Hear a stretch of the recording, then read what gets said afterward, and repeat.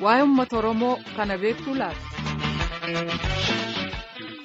Godina Harargee Bahaa Anaadadar keessatti kan dhalate barreessaa walaloo fi yeedaloo bara 2007tti albamii muuziqaa mata dureensaa Owwaadhu jedhu dhaggeeffatootaaf dhiyeesseera. Wallisaan kun Shaafis Aqil jedhama. Yeroo ammaa biyyaa bahee baqatee magaalaa Naayiroobii keesseera. Oduu gabaasaan keenya Galmoo Daawit Naayiroobii irraa haasofsiisee jira kuno. Dhalooteen isaa Harargee Bahaa Anaadadar kan inni dhaggeeffataa guddate sirbitoota baandii afran qalloo keessa jiran yoo ta'u, keessumaa weellisaa Oromoo beekamaa Alii Birraatiif jaalala guddaa akka qabu dubbata. Shaaffisoo Aqil maqaa waltajjii irratti ittiin beekamu ta'us moggaasii isaa garuu Abdul Hakim Aqil jedhama. Maqaa Shaaffisoo kana kan argates sirba albamii isaa jalqabaa bara 2007 ba'e irraayyuu. Maqaan kiyyaa Abdul Hakim Aqil. Haalli guddina kiyyaa magaalaa Diradawaa Dadar kanuma keessatti kan inni faamilumaa wajjin ture. Barumsa Dadarumatti baradhee san booda haala siyaasaatii fi kanaan faamiliin sadda facaatee hiree barumsa fixuutillee haala akkasiitillee haaluma tasgabbaawaa tokko hin agarre ture. Tasgabbiin hin turre jechuudha haala jireenya kiyyaa keessa istiil haga ammaatti. Fedhi muuziqaa durumaa kaasee isa keessa jiraatus irra caalaa dandeettii isaa kan gabbifate garuu erga biyyaa baqatee baheen boodadha. Naannoo inni itti dhalate Harargee Bahaa keessaa weellistoota hedduutu bahe. Keessumaa weellistoota baandii afran qalloo Shaaffisoon hedduu jaallata. Harargee Bahaa kun jechuudha. Hedduu burqaan aartiidha. Achirraa akka burqeen hin beeka. San keessaa naannoo Diradawaatii fi naannuma Harargee Bahaa kana keessaa kan bahan jechuudha. Hangaftoota akka Dr. Alii Birraa fa'aadha. Sirba Alii hedduu fedha hedduun saniinii waltajjii jalqaba ture dur. Sirbiin an dur kan Alii keessaa sirbu birraa daabbaree ililleen urgoytee birraa daabbaree abaaboon urgoytee dilii maaliin qabaa rabbii kiyya goytee dilii maaliin qabaa rabbii kiyya goytee. Walistoonni jaboon gitaaraan dur taphatan waa hunda isaanumaaf fixee akkuma afran qallootu wanni hojjetame akka dursanitti silaarraan tana hojjetamaa deeme waan bu'aa guddaa nu qabu jeetii ilaala. Sirboonni inni sirbu waa sadii irratti xiyyeeffatu akka inni dubbatutti. Isaanis jaalala, aadaa fi jiruuf jireenyadha. Sirbiin ani itti bare jechuudha baga deemtee galanni jaalalaa yoo akkana ta'e ka jedhu tokko. Sirba ammaan tana walisaa keenya Daawudee Mokonnan irra deebi'ee jaalalarraa sirbe.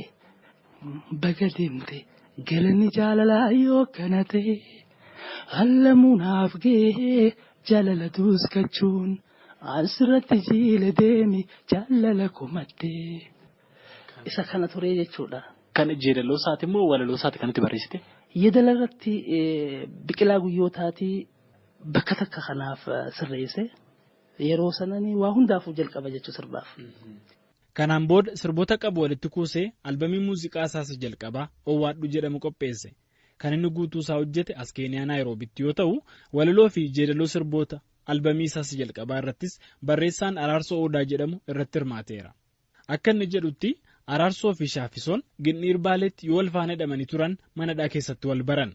Garuu erga hiikamanii bahaniin booda waliin agarree jedha.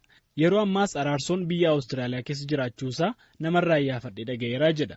Yeroon koo hedduun kanan silaa hojii aartii baay'ee hojjechuu danda'u mana hidhaatti ni jalaa gubatee jedha Shaaffisoon. Waggaa 5 oli naannoo 5 cinaa hanga 6 naannoo hidhaa keessa ture jechuudha. Dhugaa rabbii haalli dararaa qaama keessatti wantoota si dhagahamuu jira. Waa hedduu irratti yaada irratti waan adda addaa irratti dalagaa irratti waa hedduu tokko irratti namni hidhee jira. Shaaffisoon amma Naayiroobii keessa koolugaltummaadhaan jiraata. Jiruu guyyaa guyyaas cidhaa fi waltajjii argame hojjetee maatii isaa bulfata.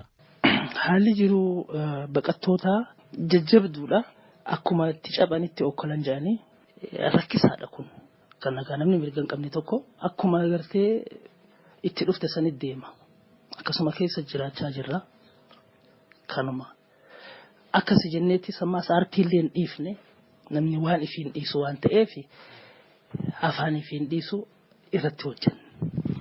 Shaaffisoon kaayyoo Saaborii keessatti dargaggoota fedha aartii qaban guddisuu waan jedhu yaada isaatii qaba. Innis yeroo argatee yaadaa fi haala jiruu isaa nuuf hiruu isaatiif maqaa dhaggeeffattoota keenyaatiin guddaa galateeffama.